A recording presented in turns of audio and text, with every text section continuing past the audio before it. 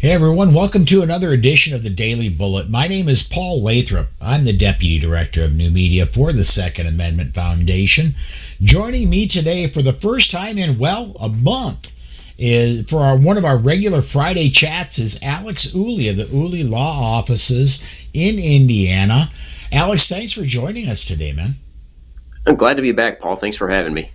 I want to get to one news story today, and then we're going to be doing our normal legal talk. But the one news story I want to cover comes out of Oregon, and we're picking this up off of Bearing Arms, one of Cam Edwards' stories.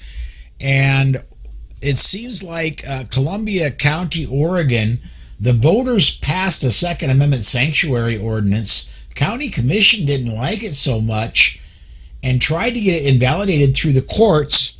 And today, the county judge said basically, yeah, we're not going to touch this. We're going to let the law stand. That's what I got out of reading the release.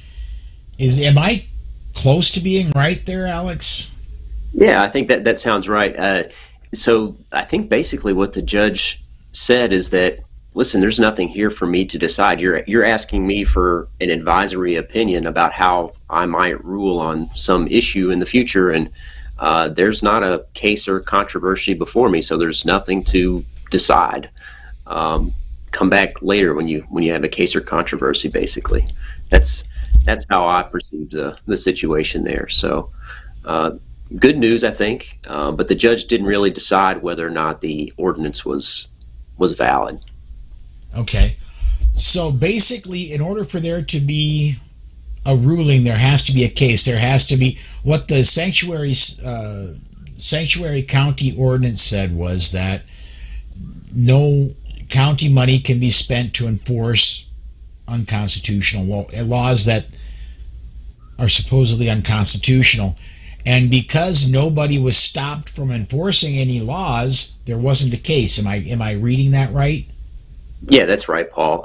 So where there's no case, there's nothing for the judge to decide. So the judge said there's no standing here, there's no case, I can't give you an advisory opinion.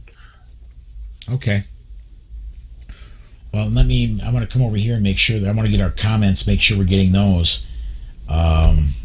Because that's one of the major, when you and I talk legal, I love to get the comments in. But the other thing we wanted to talk about today, we've got coming up this fall, we've got arguments coming up for the New York State Rifle and Pistol versus Corlett case in front of the Supreme Court. And there are various levels of scrutiny that are given to federal laws. For example, I know there are two that come right to the top of my head. There's what I've heard of as strict scrutiny and intermediate scrutiny when it comes to the whether the review of a law is unconstitutional or not. Strict scrutiny means that there absolutely has to be a compelling reason for the right to be abridged, is my understanding.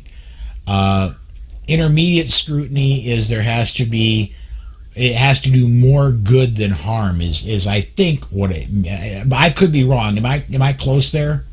Yeah, that's basically the gist of it. And these are kind of that's part of the problem, is that these are hard concepts to define because they are largely concepts. This concept of judicial review and these levels of scrutiny is largely a judge-made concept, and they can vary in their application based on who the judge is. So they can be fungible, and you don't always get consistent outcomes with these levels of scrutiny. But to back up a little bit, I think these are important concepts to talk about because, especially with respect to the New York State Rifle and Pistol Association case coming up in the fall, this is the first Second Amendment case that's going to be considered by the Supreme Court in over a decade. So Heller and McDonald were decided in '08 and 2010 respectively, and this New York State Rifle and Pistol Association case is one of the first cases in a long time. But one thing that Heller and McDonald left unsettled is what sort of analytical framework courts should use when they consider challenges or restrictions on your Second Amendment right. So if there is a case before the court, what sort of lens, what framework should they evaluate that restriction on your right? Should they give it a lot of deference under an analysis like strict scrutiny, or should they give it very little under an analysis like rational basis? There are three main levels of scrutiny. Paul, you mentioned two of them and summarized them quite well. The highest level of scrutiny is strict scrutiny, which, like you said, means that the government, in order to restrict that particular constitutional right, has to have a compelling interest in restricting that right, and the method of restriction has to be narrowly tailored to achieve the government's interest. So it's a very strict, like it's in the name, it's a very high level of scrutiny. So those restrictions on your right would not be upheld unless they met that test, unless they met that burden. And in those cases, the burden is on the government to show that they meet the strict scrutiny requirements. The sorts of rights that get strict scrutiny are rights like that are fundamental rights. So strict scrutiny, for instance, would be applied where there's a fundamental right that involves like race, national origin, religion, something like that. Okay. The next level of scrutiny, so the second highest level of scrutiny, is what's called intermediate scrutiny. And for a restriction on a right to survive intermediate scrutiny, it has to further an important government interest, and it must do so by means that are substantially related. So you can see that substantially related is much different than narrowly tailored. Narrowly tailored is a much more difficult test to pass under strict scrutiny than the substantially related test under intermediate scrutiny. But you can already see, like I said earlier, how these tests can be applied differently or maybe not evenly based on who the judge is. Mm-hmm. And then finally, the third level of scrutiny is called rational basis. And for rights that are reviewed under the rational basis standard of review, the petitioner, so this shifts the burden, so the burden is not on the government, it's on the petitioner. The petitioner has to show that the government has no legitimate interest in the law that's being applied, and that there is no rational link between that interest and the law that's being challenged. So that sounds like government a very high bar to clear. It is for the petitioner. The government almost always wins where rational basis is applied. So with that in mind, that's partly why this New York State Rifle and Pistol Association case is so important, because this is an opportunity for the Supreme Court to give guidance to lower courts about what sort of lens they should apply to the Second Amendment, to restrictions on the Second Amendment. Because, like I said earlier, Heller and McDonald did not give any guidance about, or I wouldn't say any guidance, but they didn't give clear guidance about what standard should be applied. Because they said in Heller, for instance, that the law that was being challenged there wouldn't survive under any level of scrutiny. Mm-hmm. Okay, so they just analyzed the restriction on the right, in that case, under text, history, and tradition, which I think is the appropriate standard, because it alleviates or it eliminates any interest balancing that you get under these other levels of scrutiny, like rational basis, intermediate scrutiny, or strict scrutiny. And it helps eliminate the various outcomes you might get depending on who the judge is. So Not only will the New York State Rifle and Pistol Association case be important for folks in New York who want to exercise their right to carry a firearm outside the home, but it could also have some huge implications for other cases around the country in terms of what analytical framework courts should apply to restrictions on the Second Amendment. Mm-hmm. So keep an eye out for that for sure. I would say that particular case, the New York State Rifle and Pistol Association case, will have an immediate effect should it go our way on cases in any may issue state or territory. I mean, from Massachusetts, California, anybody that's not shall issue right now, it's going to have an immediate impact, I would think. As you were talking about the Heller case, the one thing that there was no scrutiny immediately discussed in that case, but the one thing that did come out of that case, they did give crumbs to the anti-gun crowd, because I think, and I'm certainly not a scholar on SCOTUS decisions, but I think it was Scalia, in his opinion, that wrote that the Second Amendment is not absolute. There are some restrictions, and that gave, or has given, the impetus for continued, I mean, it took, we're still seeing a lot of restrictions throughout the country, whereas if they just, in my opinion, if there would have been a strict scrutiny applied to Heller, we wouldn't be going through a New York State Rifle and Pistol Association case right now, that we would have shall issue already throughout the country. Yeah, so you're exactly right. There was quite a bit of what's called dicta in the Heller opinion, which Scalia wrote. And dicta is simply language in the opinion that's not essential to the opinion. It's basically just the judge more or less trying to make some side points to the case that aren't essential to the opinion in the case. They're not essential to deciding the case. And in some of that dicta, Justice Scalia did provide some crumbs, like you said, saying that just like the First Amendment, the Second Amendment right to keep and bear arms is not unlimited, and that it is subject to some restrictions. He didn't say exactly what those restrictions were. The Heller opinion only decided whether the restriction out of Washington, D.C. prohibiting the possession of handguns was constitutional, and they decided, obviously, that that was not constitutional. But aside from deciding that, it didn't really decide what other restrictions might be constitutional.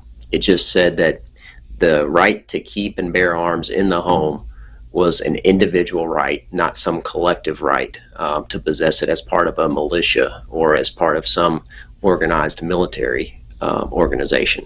So it's an individual right, and Scalia left open the possibility that some restrictions would be constitutional. And courts around the country have applied various levels of scrutiny to Second Amendment restrictions and upheld many restrictions that I believe are unconstitutional. But we should get some guidance from the Supreme Court to analyze those sorts of restrictions going forward, hopefully. Well, and even to the point where I cannot recall off the top of my head right now, but I've heard of cases where, and I've said on my show hundreds of times, the Heller decision gives you a carry permit inside your home no matter where you live in the United States. In downtown Manhattan, New York, you have the right to carry inside your home. Whether your porch is part of your home, that's up to debate. But inside the walls of your home, you have the right to carry. Right. And I think actually with this New York State Rifle and Pistol Association case, the court could take a similar approach. They may refuse to apply some level of scrutiny, like strict scrutiny or intermediate scrutiny, and simply resolve the case like they did in Heller by looking at the text, the history, and the tradition. It's a very originalist, textualist viewpoint. Because, I mean, let's face it, what's the dispute in the New York State Rifle and Pistol Association case? It's whether the state can engage in this may issue licensing scheme and refuse to issue a license if you do not have proper cause or some special need. Mm-hmm. What in the text of the Second Amendment would be used to say that that's inappropriate or that that's constitutional? So I think you could look at the text of the Second Amendment, the history around the adoption of the Second Amendment, and say that there's nothing in the Second Amendment that would allow this sort of regime of may issue where you have to show proper cause.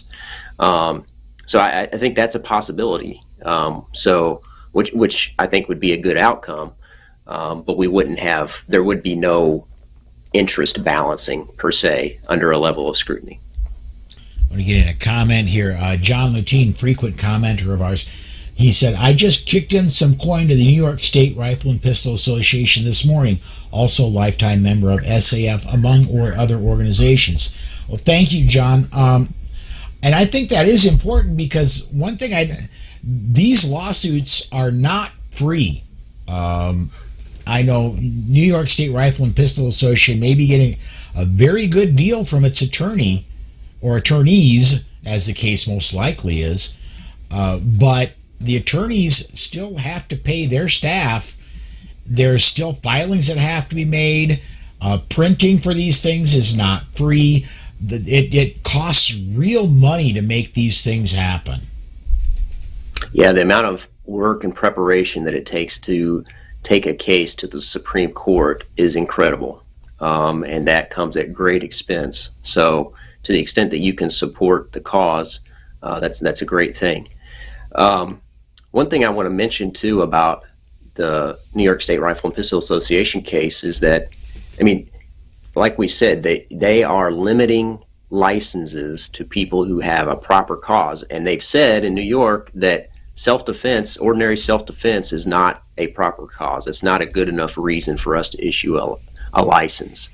So they are limiting the right to keep and bear arms to people who have some proper cause determined by a bureaucrat in New York, whether or not to issue a license. But as we all know, the Second Amendment says a well-regulated militia being necessary to the security of a free state, the right of the people to keep and bear arms shall not be infringed. It doesn't say the right of people with proper cause or the right of certain subset of people who are determined by some bureaucrat in state office.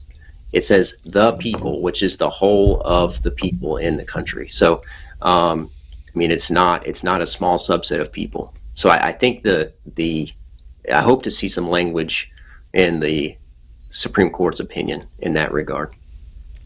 Diane has a great question here.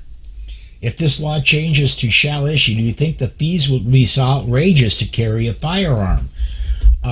Alex, I want to bring up when we went through the Civil War and everything ended and African Americans got the right to vote, one of the ways that vote was suppressed is through something called a poll tax.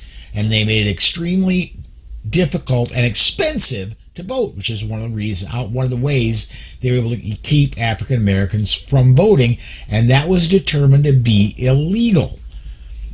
It went through the court system. I don't remember the exact case, but I do know that it did go all the way to the Supreme Court. I would think that if you were to charge $100,000 for a carry permit, that this would be similar, but that if you're charging an exorbitant amount for a right, it would be a poll tax type situation. Yeah, I agree. I think that some level of fee to exercise a right is going to be considered too burdensome on that right.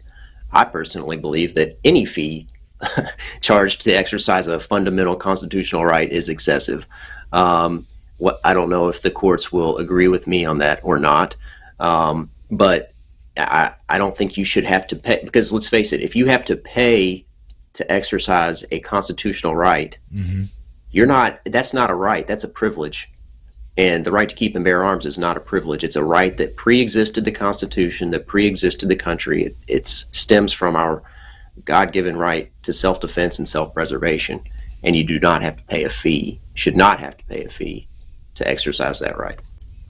Amen. A couple other coming up in here. William over on the Facebook site asks, why would my buddy who has a New York State pistol permit have to wait almost 2.5 months on a NICS check? I think that's a New York thing, man. I do not know for sure. I know there are places, and I don't know if that's related to his permit or just to buy a new firearm, but I know there are places where renewals for permits are taking 6 to 9 months.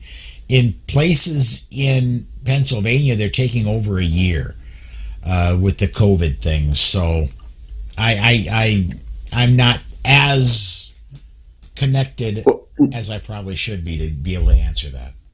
And the way I'm reading this question, and I could be wrong about this, but is that he's got a permit and he's gone through a NICS check, I assume, to purchase a firearm. Okay.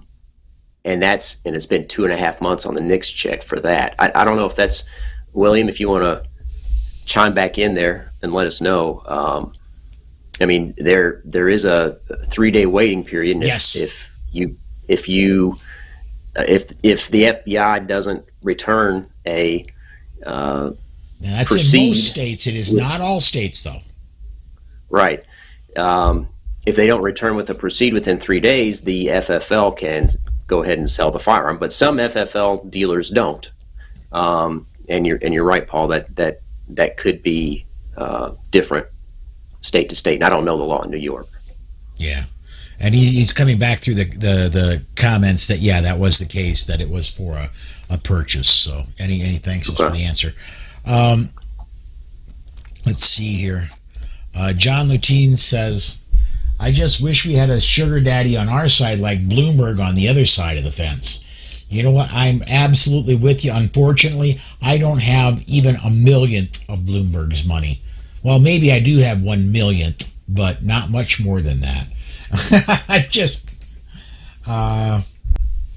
money does a lot of talking, but yeah, there's strength in numbers too in terms of people. So I think that the pro-gun folks have that going for us still.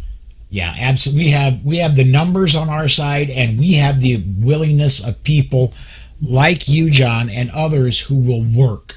And I'm going to bring up one example of that, and that is the Chipman nomination that still has not gone through and now seriously looks like it's going to be withdrawn. I have been for the past, more than a month, because I was talking about it before I went to my surgery, which, by the way, was a month ago today.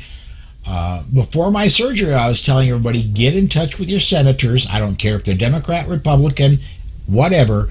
Let them know that Chipman is the wrong person. And boy, have you responded to the point where that nomination has gone nowhere. I don't want to take all the credit myself, because I know that I'm not the only one that has been saying that, but I'm going to give you the credit, being the person watching or listening. You have called your senators, and it really does look like in the next week or two that nomination is going to be retracted. I want to get this. This is way off topic, and we may or may not be able to answer this, but I want to get this one in. Butch says, I had a nonviolent felony 25 years ago, had my rights restored 25 years ago, can own and purchase firearms with relief of disabilities, denied pistol permit here in New York, pass FBI NICS check. Will this help me? The New York State Rifle and Pistol Association case? I don't know that it will. What they are doing is they're going after the May issue. It could. I don't know why you're being denied now. If you're being denied just on the general, you don't have a special need, then yes, it should. My opinion. What do you think, Alex? I agree with that, Paul. It sounds like if the basis of the denial, like you said, is that there's no proper cause or special need, then the New York State Rifle and Pistol Association case, if there's a positive outcome, which I think there will be, should help you with that. Here we go. Charlie Chambers, another one of our frequent commenters. I'd rather have over 100 million pro 2A people with $25 each rather than one Bloomberg anti-2A with $60 billion. You know what? I yes, because not only will the 100 million give $25, and they have been, and my boss and I thank you for those of you that have been, but you'll also work for it, and I very much thank you for that. Every one of you who has been working, thank you for that as well. Lisa Rose says, that's awesome. I hadn't heard anything about Chipman in a while. Been calling my senators and nagging my sister to do the same. Lisa, thank you. And I've been saying the last several times I've been able to make this show happen is you need to keep calling your senators until they, when they recognize your voice and say, okay, look, I'll promise you I'll vote no if you'll just stop calling. That's when you can stop calling. So, all right, we are coming down to the bottom of the hour here in the next few minutes. Alex, is there anything else we need to cover about the New York State Rifle and Pistol Association case or about the levels of scrutiny? No, I think that we've covered it at least broadly, at a pretty high level. But if you're curious about the New York State Rifle and Pistol Association case and you're curious about the status or what's going on with it, SCOTUSblog.com has a great resource that keeps you updated with the case, and also has links to a lot of the briefs that have been filed in the case. And there have been a lot of briefs filed recently in support of the New York State Rifle and Pistol Association. So if you want to take a look at those, some of those are pretty interesting, and I think shows the power of your contributions to the cause, because a lot of these briefs are being prepared by organizations that you folks donate to. So you can see the proof of their work. And I think a lot of it's really good. I'm just pulling that site up now. I haven't looked yet, but I do know from earlier in the week, because I get news releases from anybody that has anything to do with Second Amendment related work, I get news releases from them. And I think everybody, maybe up to and including the Sisters of Eternal Mercy, filed an amicus brief on that case. I mean, there were dozens of amicus briefs filed in the NYSRA case. Mm-hmm. Yep. All right. One more comment that I think we're going to start shutting this down. Kevin Sona, good friend, says, give what you can to the Second Amendment Foundation and your state 2A groups. I would absolutely agree with that. And following that one up, what Florida Pro 2A organization would you suggest where money will actually help our cause? Well, I've got friends that are with, oops, wrong side here. Put this up, Florida Carry. I'm wearing their t-shirt right now. Florida Carry is doing some great work down in Florida. And I would strongly recommend, if you're looking for a Florida specific group, that they're doing great work down here. And then for the going back to Chipman, FYI, the NRA, ILA, GOA, and Firearms Policy Coalition have pre-written emails to your senators. You do not need to be a member. They're all up on the websites, I would imagine. Yeah, you don't have to. I'm going to say emails, yeah, they kind of work. Phone calls, they absolutely get logged. And not only that, you are taking up a staffer's time. And so an email can be scanned in 5 seconds and it's done. But if you're taking up pleasantly a staffer's time and explaining yourself, that has a lot more impact than an email. And that's a great point, Paul. And a lot of those websites, if you submit the email, will give you a confirmation that it was sent and give you the phone numbers that you need to call for your respective representatives. So that's a great way to do that. Mm-hmm. And then last thing on our way out here before we do go is that when you call, there's a national number in Washington, D.C., 202-221-3121, I believe. That's off the top of my head, which is not as good as it used to be. But 202-224-3121, I believe is the number. Don't stop there. Once you call the switchboard in Washington, D.C., hit Google, find out where your senators have offices in your home state, and then one by one call every office in your home state and register your opinion at every office. They're keeping track of all the offices. And when you call, be respectful and polite and pleasant.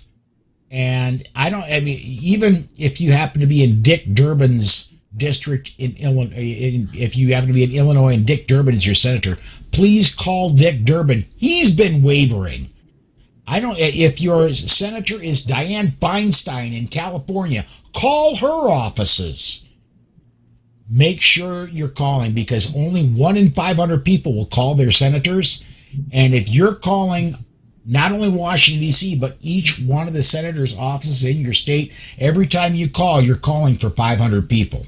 That's the way their offices see it. So that's what I think we're going to go ahead and set it aside for there. Now, Alex, again, thanks for joining me again this week. Can you do it again next week? Yeah, next week sounds great. All righty. Well, thanks again for joining me, Alex, and we'll talk to you next week.